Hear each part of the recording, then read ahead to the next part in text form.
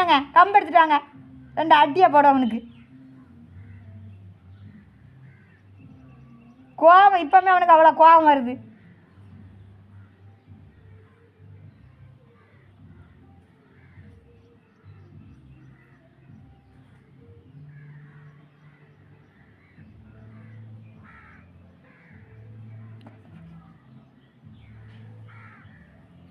அப்படி எவ்வளோ நேரம் தான் இருப்ப?